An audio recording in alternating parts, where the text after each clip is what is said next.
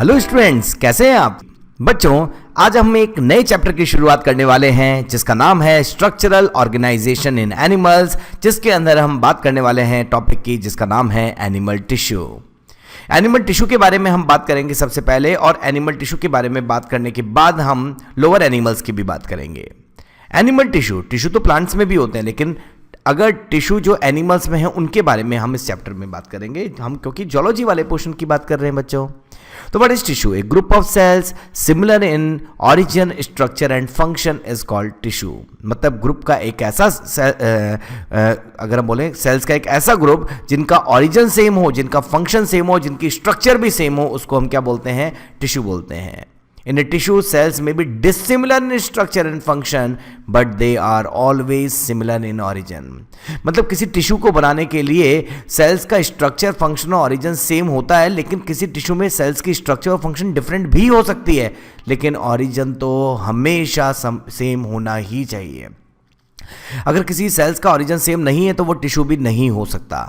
तो याद रखना कि group of cells which are similar in origin, structure and function is called tissue, but cells may be dissimilar in structure and function, but tissue forming cells always similar in origin। मतलब या तो सारी sales ectodermal हो, या सारी sales endodermal हो, या सारी सेल्स मेसोडर्मल हो, ऐसा होना जरूरी है।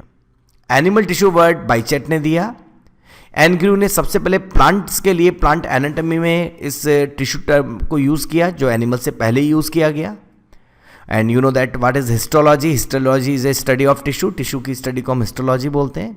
हिस्टोलॉजी टर्म मेयर ने दी, और फादर ऑफ हिस्टोलॉजी, लेकिन हम जिन्होंने एनिमल टिश्यू वर्ड दिया था उन्हीं को बोलते हैं, बाइचेट को। Study of tissue is also called microscopic anatomy.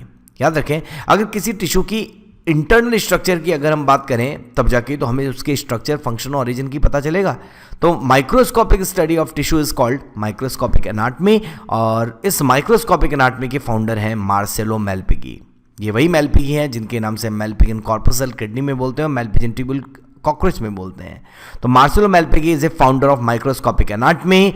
और मैंने क्या क्या बात बोली? What is tissue?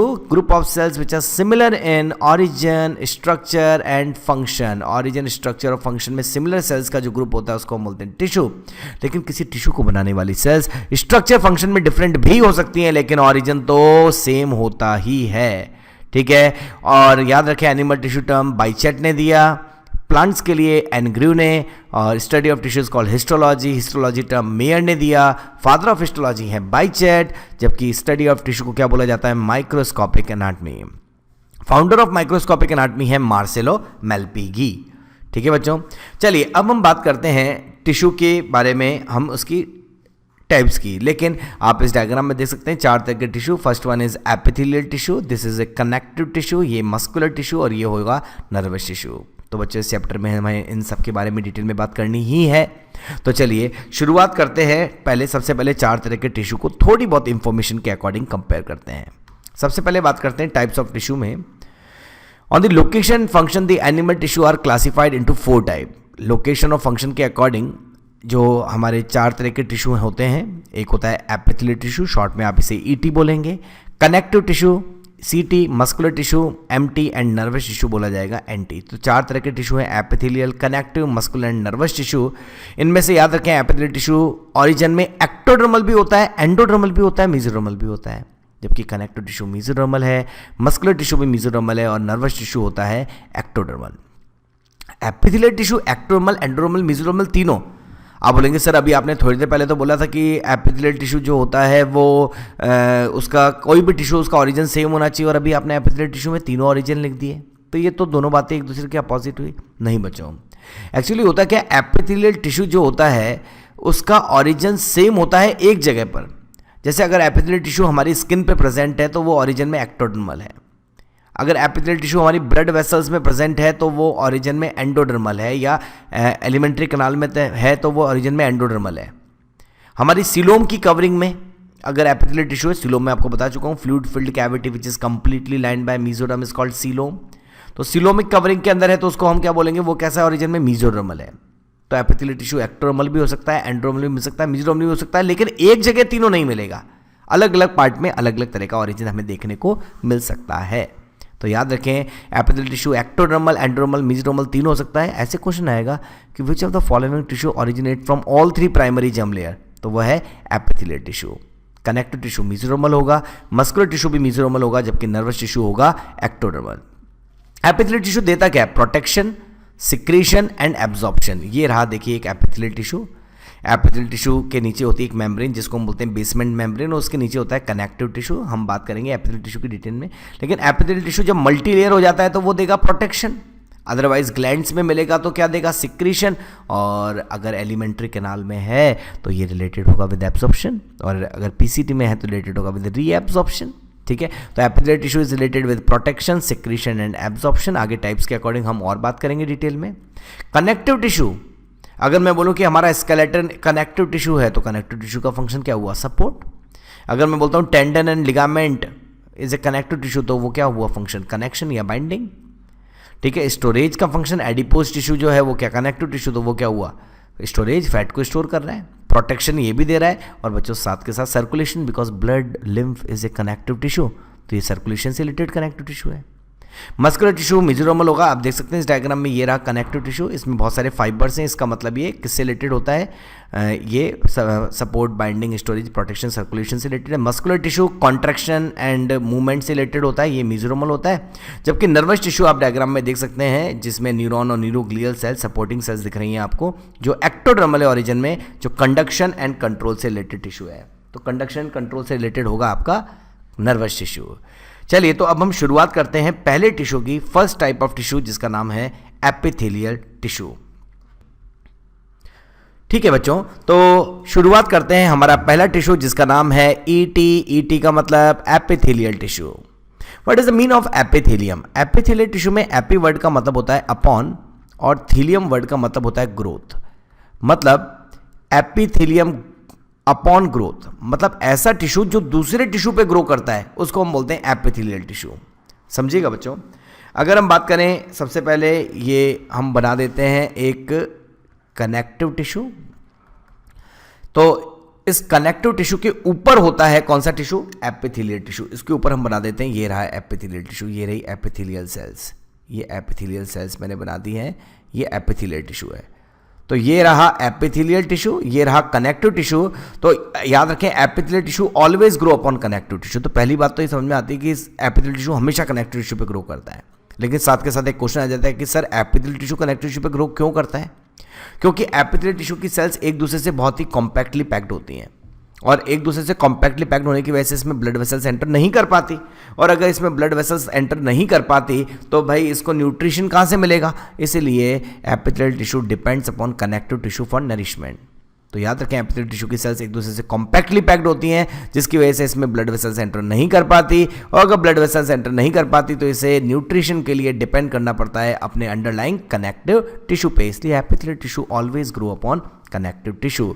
लेकिन याद रखिए एपिथेलियल टिश्यू और कनेक्टिव टिश्यू के बीच में मैंने स्पेस छोड़ा है। इस जगह पर प्रेजेंट होती है एक thin highly permeable membrane called basement membrane. Epithelial tissue और कनेक्टिव टिश्यू के बीच में एक मेम्ब्रेन होती है जिस मेम्ब्रेन को बोल दिया जाता है बेसमेंट मेम्ब्रेन। और ये जो बेसमेंट मेम्ब्रेन है, इसी से होता हुआ न्यूट्रिएंट्स जो हैं वो कहाँ पहुँचते हैं? कनेक्टिव टिश्यू से एपिथेलियल टिश्यू में। तो न्यूट्रिएंट्स कनेक्टिव टिश्यू से एपिथेलियल टिश्यू में जाते हैं बेसमेंट मेम्ब्रेन से होते हुए, जो कैसी मेम्ब्रेन है? जो एक थिन नॉन लिविंग मेम्ब्रेन है। बात करते हैं कि इसे कौन कौन सिक्रीट करता है, इस बारे में समझना शुरू करते हैं, पढ़ते हैं। Cells of epithelium are set very close to each other, separate by very thin film of extracellular material. एक दूसरे से बहुत ही क्लोजली अटैच होती हैं और एक दूसरे से separate by very thin films of extracellular material से अटैच होती, मतलब इनके बीच में स्पेस बहुत कम रहा। Neighbouring cells are held together by cell junction. Cells के बीच में सेल जंक्शंस होते हैं, हम आगे के टॉपिक में देखेंगे सेल जंक्शन क्या होते हैं। The epithelial tissue rest on a non cellular basement membrane. ये एपिथेलियल टिश्यू रेस्ट करता है नॉन सेलुलर बेसमेंट मेम्ब्रेन पे, विच separate it from the underlying connective tissue. तो एपिथेलियल टिश्यू कनेक्टिव टिश्यू के बीच में होती है नॉन सेलुलर बेसमेंट मेम्ब्रेन, जो इसे सेपरेट करती है अंडरलाइंग कनेक्टिव टिश्यू से। The basement membrane is a non cellular membrane made of 2 layer. Basement membrane भी 2 लेयर से मिलकर बनी हुई होती है। बेसमेंट मेम्ब्रेन को अपर लेयर को हम बोलते हैं बेसल लैमिना, जो बनी हुई है ग्लाइकोप्रोटीन से और म्यूकोपॉलीसेकेराइड से, और इसे सिक्रेट करती हैं एपिथेलियल सेल्स। मतलब इस बेसमेंट मेम्ब्रेन की भी ऊपर वाली लेयर जो होगी यहाँ पर, वो एपिथेलियल टिश्यू के कांटेक्ट में, अगर वो एपिथेलियल टिश्यू के कांटेक्ट में है तो उस लेयर को सिक्रेट करती है एपिथेलियल टिश्यू। और एपिथेलियल टिश्यू से बनी हुई ये लेयर किसकी बनी है? Glycoproteins and mucopolysaccharide. किसकी बनी है? ग्लाइकोप्रोटीन्स एंड म्यूकोपॉलीसेकेराइड की, और इसे एपिथेलियल सेल सिक्रेट करती हैं। जबकि लोअर थिक फाइब्रस लेयर, ये नीचे की तरफ जो थिक लेयर है, ये वाली यहाँ पर इसी में नीचे जो थिक लेयर होगी, वो थिक फाइब्रस लेयर जो है उसको हम बोलते हैं रेटिकुलर लैमिना या फाइब्रस लैमिना, जो रेटिकुलर फाइबर और कोलाजन फाइबर से बनी हुई है, which are part of underlying connective tissue. जो किसका पार्ट है? अंडरलाइंग कनेक्टिव टिश्यू का पार्ट है। मतलब अगर हम कुल मिला के बोलें कि epithelial tissue always grow upon connective tissue, but a thin non living non cellular basement membrane present between epithelial tissue and connective tissue, जिससे होते हुए न्यूट्रिएंट कनेक्टिव टिश्यू से होते हुए एपिथेलियल टिश्यू में एंटर करते हैं। Basement membrane is form by 2 layers, upper thin basal lamina which is secreted by epithelial tissue, and basal lamina is formed by glycoprotein and mucopolysaccharide, while lower thick fibrous lamina layer part of basement membrane is secreted by connective tissue, and according to name fibrous lamina is formed by reticular fibers and collagen fibers. Blood vessels are absent in epithelial tissue, मैंने बता ही दिया. Material are exchanged between epithelial and vessels of the connective tissue by diffusion across the basement membrane. तो basement membrane से diffusion से होते हुए ही nutrient जो है वो कनेक्टिव टिश्यू से कहाँ पहुँचते हैं? एपिथेलियल टिश्यू में पहुँचते हैं बच्चों. तो ये एपिथेलियल टिश्यू के बारे में हमने बात की. अब अभी मैंने थोड़ी देर पहले एक लाइन की बात की थी कि neighbouring cells of epithelial tissue held together by cell junction. उनकी सेल्स के बीच में क्या प्रेजेंट होते हैं? सेल जंक्शंस होते हैं. तो चलिए अब हम बात करते हैं सेल जंक्शंस की. पहले सेल जंक्शन को आपको इस डायग्राम में समझाते हैं. सेल जंक्शन समझिए बच्चों. सेल जंक्शन की अगर हम बात करें तो पहले इस डायग्राम को समझिए ताकि हम फिर बार बार केवल पढ़ने का काम करें. ये एक सेल है, ये इधर एक सेल है बच्चों, ये वाला पूरा कंटेंट. ये सेल जो है उसके पास सीलिया है. ये एक दूसरी सेल है, ये सेल रखती है माइक्रोविलाई. ये सेल की सेल मेम्ब्रेन दिख रही है आपको. अब दो सेल्स के बीच का ऐसा जंक्शन जिसमें दो सेल्स से कोई भी चीज़ इधर से इधर ना आ सके और कोई भी चीज़ इधर से इधर ना आ सके. इसका मतलब ऐसा सेल जंक्शन जो लीकेज को रोकता हो, ऐसा cell junction which prevent leakage across the tissue, ऐसा सेल जंक्शन बन जाए वो उसको हम बोलते हैं टाइट जंक्शन. तो यहाँ पर बहुत ही टाइटली पैक्ड होगा. यहाँ पर बहुत सारी ऐसी सेल्स होंगी, बहुत सारे प्रोटीन, लिपिड और प्रोटीन की लेयर ऐसी होंगी जो इसको बिल्कुल कॉम्पैक्टली पैक कर देगा. इसका मतलब कोई भी चीज़ इधर से इधर नहीं आएगी, इधर से इधर नहीं आएगी. This type of junction is called tight junction. ठीक है. वैसे तो स्पेस तो होते ही हैं सेल्स के बीच में. ये इंटरसेलुलर स्पेस दिख रहा है जैसे आपको. इस स्पेस से होते हुए तो ब्लड वेसल्स एंटर करती है किसी टिश्यू में. तो ये तो आपको यूजुअली एक स्पेस भी दिखाया जा रहा है. लेकिन कुछ जगह ऐसी होती हैं कुछ सेल्स में जहां पर टाइट जंक्शन जो है प्रेजेंट होता है, और टाइट जंक्शन हमेशा लीकेज को रोकता है. एक जंक्शन देखिए गैप जंक्शन. गैप जंक्शन वो जिसमें कुछ प्रोटीन चैनल्स होते हैं. दो सेल की सेल मेम्ब्रेन में कुछ प्रोटीन चैनल्स होते हैं जिससे कोई भी ट्रांसपोर्ट हो सकता है. कोई भी चीज़ इधर से इधर आ सकती है, कोई भी चीज़ इधर से इधर जा सकती है. इसका मतलब जंक्शन विच फैसिलिटेट कम्युनिकेशन, जो नेबरिंग सेल्स के बीच में कम्युनिकेशन को फैसिलिटेट करता है, जिससे होते हुए इधर से इधर कोई आयंस जा सकते हैं, इधर से इधर कोई मॉलिक्यूल आ सकते हैं, कभी कभी बिग मॉलिक्यूल्स भी जा सकते हैं. This type of communicating junction is called gap junction. ठीक है. एक और बात करते हैं. अब की बार हम जिस जंक्शन की बात कर रहे हैं वो है डेस्मोसोम. डेस्मोसोम में क्या होता है? ये दो सेल की सेल मेम्ब्रेन दिख रही है आपको. इस वाली सेल की सेल मेम्ब्रेन से कुछ प्रोसेस निकलते हैं. ये सेल की सेल मेम्ब्रेन से प्रोसेस अराइज हुए. ठीक है. और इस वाली सेल की सेल मेम्ब्रेन से भी प्रोसेस अराइज होते हैं.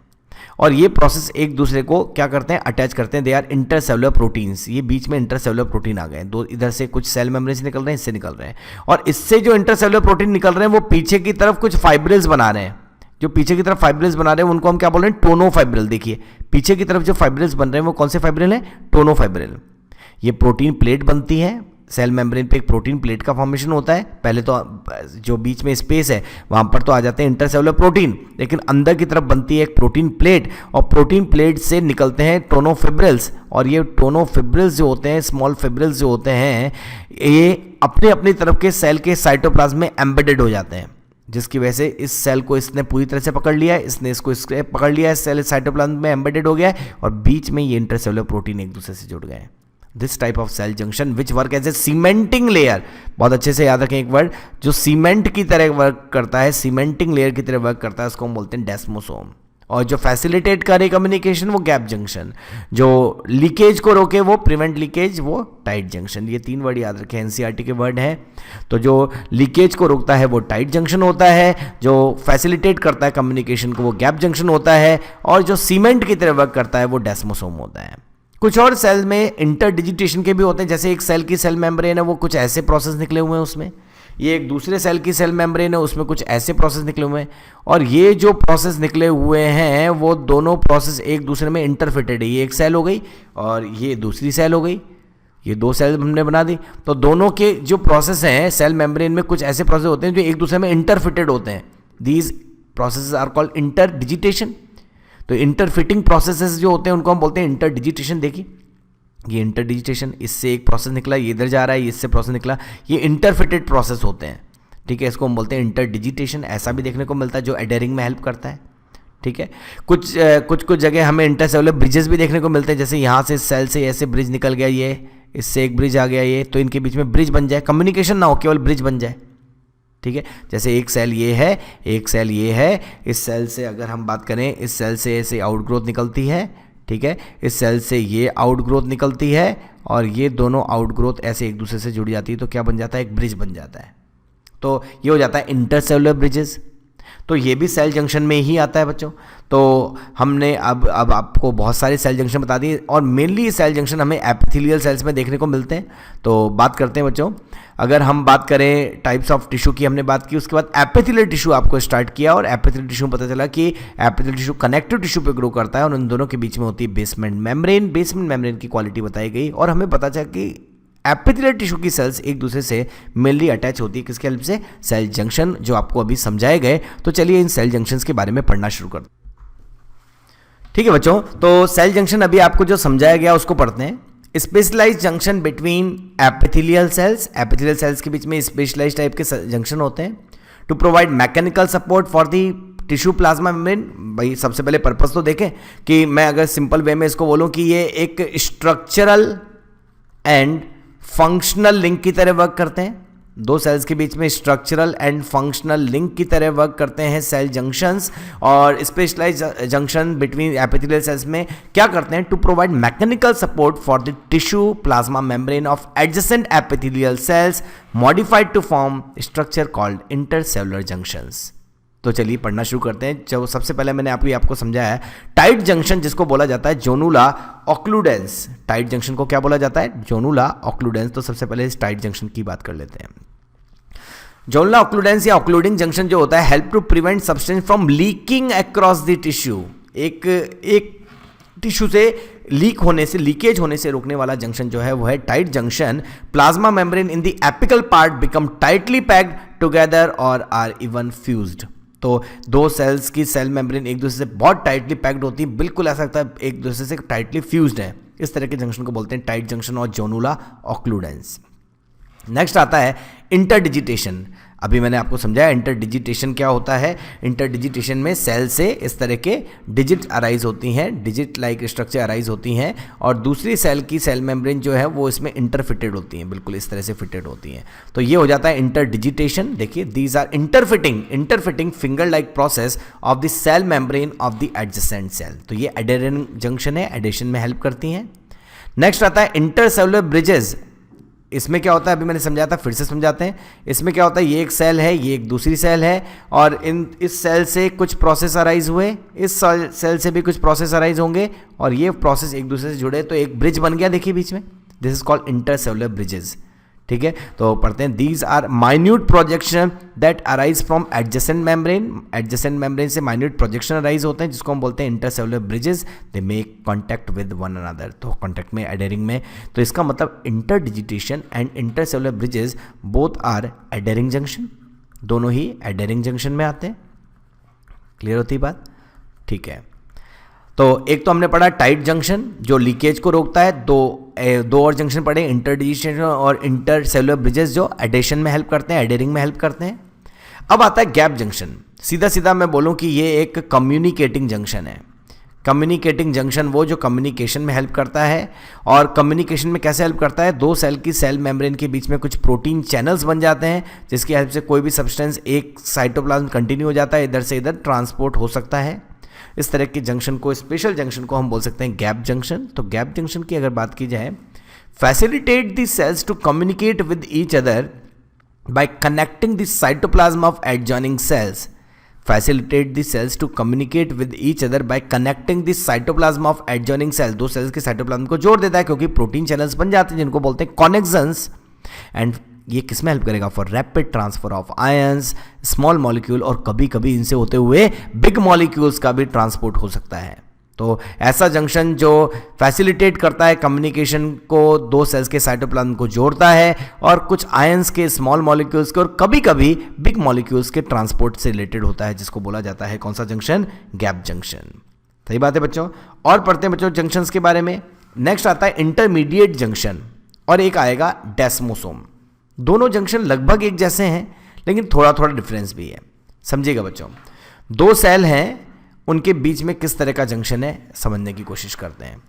इंटरमीडिएट जंक्शन को जोनुला एडेरेंस बोलते हैं। These are usually occur just below the tight junction. Tight junction के नीचे मिलते हैं usually. The intercellular space at these place contain a clear low electric density fluid. मतलब ये दो सेल्स के बीच का जो स्पेस है, यहाँ पर क्लियर और low electric density fluid present होता है। क्लियर, बिल्कुल यहाँ पर clear low electron density fluid present होगा इस जगह पर, और यहाँ पर clear low electron density fluid है। आगे क्या? There is a dense plug like structure on cytoplasmic side on each plasma membrane from which fine microfilament of actin protein extend into the cytoplasm. मैं समझाता हूँ बच्चों, ये दो सेल हैं, इन दोनों सेल्स के बीच में जो इंटरसेलुलर स्पेस है उसमें तो clear low electron density fluid है जो इनको पकड़ के बना के रखता है, और साथ में सेल से इस तरह से अंदर से एक प्रोटीनियस स्ट्रक्चर अराइज होती है, एक प्लेट अराइज होती है अंदर की तरफ। देखो साइटोप्लाज्मिक साइड में एक प्लेट अराइज हो रही है, इधर भी साइटोप्लाज्मिक साइड में एक प्लेट अराइज कर दी जाए। ये साइटोप्लाज्मिक साइड में एक प्लेट अराइज हो रही है, और इस प्लेट से अराइज होते हैं microfilament, and these microfilament embedded in the cytoplasm and these microfilament are formed by actin protein। किसके बने हुए? एक्टिन प्रोटीन के बने हुए माइक्रोफिलामेंट होते हैं। ठीक है, तो पूरी बात देखिए, they usually occur just below the tight junction. The intercellular space at these places contain a clear low electron density fluid. There is a dense plug like structure on cytoplasmic side. There is a dense plug like structure, white color की structure जो दिख रही है on cytoplasmic side of each plasma membrane from which fine microfilament of actin extend into the cytoplasm। दिख रहे हैं ये microfilament actin के जो बने हुए एक्टिन प्रोटीन के, वो extend into the cytoplasm and there is no intercellular filament। बीच में कोई इंटरसेलुलर फिलामेंट दिख रहा है क्या? Filament between the adjacent cell membrane। there is a adhesive material at this point। उसकी जगह यहाँ पर ये जो लो इलेक्ट्रॉन डेंसिटी फ्लूइड है, यही एडेसिव मटेरियल की तरह काम करता है। They probably serve anchoring function. तो ये भी एक तरह का एडहरिंग में ही हेल्प करते हैं। लेकिन अगर इसी तरह का एक और जंक्शन में पहले आपको समझा दूं, ये एक सेल है, ये एक दूसरी सेल है, और दोनों सेल्स के बीच में आपको इंटरसेलुलर स्पेस दिख रहा है, और इस इंटरसेलुलर स्पेस के अंदर सब कुछ वैसा ही होगा। देखिए, ये रही एक प्लग लाइक स्ट्रक्चर, ये यहाँ पर एक प्लग लाइक स्ट्रक्चर बनी, ठीक है, यहाँ भी इधर एक प्लग लाइक स्ट्रक्चर, देखिए बिल्कुल सेम ऊपर जैसा ही दिख रहा होगा आपको। इससे भी कुछ मायोफिब्रिल निकले, बस इन मायोफिब्रिल को यहाँ हम टोनोफिब्रिल बोल देते हैं। क्या बोल देते हैं? टोनोफिब्रिल। तो यहाँ पर हमने कुछ टोनोफिब्रिल, लेकिन यहाँ पर एडेसिव मटेरियल था, यहाँ एडेसिव मटेरियल नहीं है। यहाँ पर क्या होगा? यहाँ इंटरसेलुलर प्रोटीन फिलामेंट होंगे। ऐसे प्रोटीन फिलामेंट होंगे, कैसे? देखिए, यहाँ से ऐसा एक प्रोटीन फिलामेंट होगा, ये प्रोटीन फिलामेंट, ये यहाँ पर एक प्रोटीन फिलामेंट होगा, ठीक है, ये एक प्रोटीन फिलामेंट होगा, ये एक प्रोटीन फिलामेंट होगा। तो मतलब यहां पर इंटरसेलुलर स्पेस में एक लो इलेक्ट्रॉन डेंसिटी वाला क्लियर फ्लूइड था। यहां पर सब कुछ वैसे ही होगा, प्लग लाइक स्ट्रक्चर होगी, फाइब्रिल अराइज होंगे, माइक्रोफिलामेंट जिनको हम टोनोफिब्रिल बोलेंगे। यहां पर क्या बोलेंगे? टोनोफिब्रिल। और साथ में दोनों सेल्स के बीच में जो स्पेस है, जिसको हम इंटरसेलुलर स्पेस बोल रहे हैं, वहां पर क्या प्रेजेंट होंगे? वहां पर प्रेजेंट होंगे बच्चों, वहां पर इंटरसेलुलर प्रोटीन फिलामेंट प्रेजेंट होंगे। इस तरह के जंक्शन को बोला जाएगा डेस्मोसोम। क्या बोला जाएगा? डेस्मोसोम। तो अब देखिए पढ़ते हैं, तो पहले और दूसरे में डिफरेंस समझ में आ गया होगा। इसमें microfilament are form by actin protein, they are but in desmosome microfilament are called tonofibril. यहाँ पर बीच में इंटरसेलुलर स्पेस में एक एडेसिव मटेरियल है, लेकिन कोई प्रोटीन फिलामेंट नहीं है, जबकि यहाँ पर प्रोटीन फिलामेंट प्रेजेंट होते हैं। क्या प्रेजेंट होते हैं? प्रोटीन फिलामेंट, या इंटरसेलुलर स्पेस में प्रोटीन होते हैं, और साथ में बाकी सारी चीज़ें तो वही हैं। पढ़ते हैं। देखिए, डेस्मोसोम को मैकुलर एडेरेंस भी कहते हैं। परफॉर्म सीमेंटिंग, मैंने पहले भी वर्ड यूज़ किया था समझाते हुए, perform cementing to keep the neighbouring cells together, cement की तरह वर्क करता है, हमेशा याद रखें, perform cementing to keep the neighbouring cells together. These are like zonula adherens, zonula adherens ऊपर वाले की तरह ही होता है, but are thicker and stronger, उसके कंपेरिजन में थिकर और स्ट्रॉन्गर दिख भी रहा है आपको, and are disc like junction. They have intercellular protein, देखिए ये रहा इंटरसेलुलर प्रोटीन, यहाँ था क्या इंटरसेलुलर प्रोटीन इस जगह नहीं, बट यहाँ पर क्या होगा intercellular protein and the plaque like structure, जो प्रोटीन प्लेट है आर मच थिकर। देखिए आप देखिए यहाँ पर मैंने व्हाइट कलर की इस प्लेट को थिन बनाया, यहाँ पर मैंने इस व्हाइट प्लेट को क्या बना दिया है थिक। तो the plaque like structure protein plate are much thicker, the microfilament which extend from microfilament are called tonofibril. Microfilament नहीं, प्लेट, प्रोटीनियस प्लेट। तो प्लेट से जो माइक्रोफिलामेंट अराइज होते हैं उनको यहां पर हमने बोला they are form by actin protein, लेकिन डेस्मोसोम में हम बोलेंगे they are form by they are called tonofibril. क्या बोलते हैं? टोनोफिब्रिल। इसी की तरह इंटरसेलुलर जंक्शन या इंटरमीडिएट जंक्शन की तरह ही डेस्मोसोम भी क्या परफॉर्म करता है, दे अगर हम बात करें डेस्मोसोम सब anchoring function. Hemidesmosome are similar to desmosome, but the thickening of the cell membrane is seen only on one side. Hemidesmosome join epithelial cells to basal lamina. समझिएगा बच्चों, इस पॉइंट को मैं समझाता हूँ। डेस्मोसोम समझ में आया, अगर मैं इसको हाफ डेस्मोसोम बना दूँ तो वो क्या बन जाएगा? हेमीडेस्मोसोम। ये देखिए, ये है एपिथेलियल टिश्यू, ये हो जाता है एपिथेलियल टिश्यू, ये एपिथेलियल टिश्यू की सेल्स, एपिथेलियल टिश्यू। और उसके बाद अगर हम बोलें कि ये रहा कनेक्टिव टिश्यू, ये हमने बना दिया कनेक्टिव टिश्यू। एपिथेलियल टिश्यू हमेशा ग्रो करता है कनेक्टिव टिश्यू पे, ये कनेक्टिव टिश्यू। और एपिथेलियल टिश्यू और कनेक्टिव टिश्यू के बीच में आप सभी जानते हैं क्या प्रेजेंट होती है? Basement membrane. तो हमने बोल दिया कि ये वाली जगह जो है वो पूरी क्या है? Basement membrane. ये पूरी हमने स्पेस को बोल दिया कि ये है बेसमेंट मेम्ब्रेन। तो ये तो हो गया बेसमेंट मेम्ब्रेन वाला पार्ट। और अगर हम बात करें कि एपिथेलियल टिश्यू, कनेक्टिव टिश्यू, सारी बात क्लियर हो जाती है बच्चों, ठीक है। तो ये हमने बना दी बेसमेंट मेम्ब्रेन। अब आपको पता है कि बेसमेंट मेम्ब्रेन तो नॉन लिविंग है, ये तो नॉन सेलुलर है। और अगर कोई स्ट्रक्चर नॉन सेलुलर है, अगर कोई स्ट्रक्चर नॉन लिविंग है, तो क्या उससे कोई ऐसी आउटग्रोथ निकलेगी जैसी डेस्मोसोम में बताई गई? आपको कैसी बताई गई बच्चों? आपको अभी थोड़ी देर पहले डेस्मोसोम में बताई गई कि डेस्मोसोम में ऐसे टोनोफिब्रिल निकलते हैं, प्लेट लाइक स्ट्रक्चर बनती है। तो ये तो लिविंग में बनती है ना बच्चों। इसका मतलब इससे प्लेट लाइक स्ट्रक्चर जो अराइज होगी, जो प्लेट लाइक स्ट्रक्चर अराइज होगी वो ऐसे अराइज होगी, ये एपिथेलियल सेल ये प्लेट लाइक स्ट्रक्चर अराइज कर दी, ये एपिथेलियल सेल ये प्लेट लाइक स्ट्रक्चर अराइज कर दी, और थिक कर दीजिए थोड़ा, ये plate like proteinaceous plaque like structure arise हो गई, ये प्लक लाइक स्ट्रक्चर अराइज हो गई। और प्लक लाइक स्ट्रक्चर से अराइज होते हैं टोनोफिब्रिल, ये दिए टोनोफिब्रिल अराइज हो गए, यहाँ भी टोनोफिब्रिल अराइज कर दिए, यहाँ भी टोनोफिब्रिल अराइज कर दिए। लेकिन सिंपल सी बात है, ये टोनोफिब्रिल अब इस तरफ थोड़ी आएंगे अंदर, बात समझ में आती है? क्योंकि बेसमेंट मेम्ब्रेन के ऊपर ये जंक्शन बन रहा है, तो ये इधर इस तरफ तो बना हुआ है प्रोटीन प्लग, लेकिन क्या बेसमेंट मेम्ब्रेन थोड़ी स्ट्रक्चर बना देगी ऐसी डेस्मोसोम? क्योंकि बेसमेंट मेम्ब्रेन तो नॉन लिविंग है, बेसमेंट मेम्ब्रेन तो नॉन सेलुलर है। तो यहां पर आपने देखा कि ये डेस्मोसोम था जिसमें दोनों तरफ निकल रही थी, दोनों सेल ऐसे प्रोटीन प्लग बनाई थी, जिससे टोनोफिब्रिल निकल रहे थे जो एक्सटेंड कर रहे थे साइटोप्लाज्म में, और एंकरेज फंक्शन हो रहा था, बीच में प्रोटीन फिलामेंट थे। लेकिन इस केस में तो डेस्मोसोम आधा ही दिख रहा है, पूरा तो हुआ ही नहीं, एक तरफ का ही दिख रहा है, दूसरी तरफ का तो है ही नहीं। तो this type of desmosome is called hemidesmosome. इसके लिए क्या वर्ड यूज करते हैं बच्चों? हेमीडेस्मोसोम वर्ड यूज किया जाएगा। तो व्हाट इज हेमीडेस्मोसोम, ये क्लियर हुआ बच्चों? जब डेस्मोसोम आधा ही दिखे तो उसको हम बोलेंगे हेमीडेस्मोसोम। तो एक बार एग्जांपल देखो, hemidesmosome is a single sided desmosome are similar to desmosome but the thickening of the cell membrane is seen only on one side. Hemidesmosome join epithelial cells to basal lamina.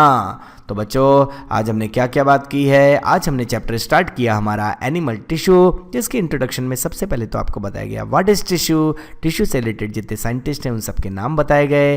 फिर उसके बाद हमें पता चला कि हमारे mainly 4 type के tissue होते हैं इन सभी, अगर हम बोलें इन higher animals only 4 type of tissues are present: epithelial, connective, muscular and nervous। सभी के functions और रीजन की बात करने के बाद हमने शुरुआत की हमारे पहले टिश्यू की और बताया गया कि एपिथेलियल टिश्यू को एपिथेलियल टिश्यू क्यों बोलते हैं। कनेक्टिव टिश्यू पे ग्रो करता है, दोनों के बीच में बेसमेंट मेम्ब्रेन होती है। बेसमेंट मेम्ब्रेन किसकी बनी होती है ये बात की, और एपिथेलियल टिश्यू की सेल्स एक दूसरे से कनेक्ट होती है with the help of cell junctions.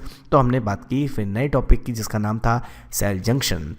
Cell junction में आपको टाइट जंक्शन क्या है, इंटरडिजिटेशन क्या है, इंटरसेलुलर ब्रिजेस क्या हैं, गैप जंक्शन क्या है, इंटरमीडिएट जंक्शन क्या है और फाइनली डेस्मोसोम क्या है, डिफरेंट टाइप के जंक्शंस के बारे में बताया गया। स्ट्रक्चर से अच्छे से एक्सप्लेन किया गया और हेमीडेस्मोसोम भी अभी आपको बताया गया। और चलिए तो इससे रिलेटेड एक क्वेश्चन देख लेते हैं, और इससे रिलेटेड एक क्वेश्चन क्या है, which of the following junction help to stop substance from leaking across a tissue. अभी अभी मैंने बोला था कि ऐसा जंक्शन जो लीकेज को रोक दे वो है टाइट जंक्शन।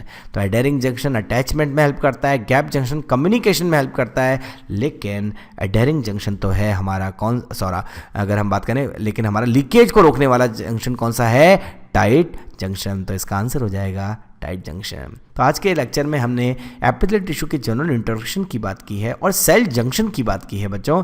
नेक्स्ट लेक्चर में हम टाइप्स ऑफ एपिथेलियल टिश्यू की बात करेंगे, एपिथेलियल टिश्यू के सारे एग्जांपल्स की बात करेंगे, मॉडिफिकेशंस की बात करेंगे और फिर उसके बाद हम ग्लैंड्स की भी बात करेंगे। तब तक के लिए आप अच्छे से पढ़ाई करते रहिए, एटीपी के वीडियोज़ की हेल्प लेते रहिए। नेक्स्ट लेक्चर में फिर से कुछ अच्छा लेकर आते हैं, तब तक के लिए थैंक यू।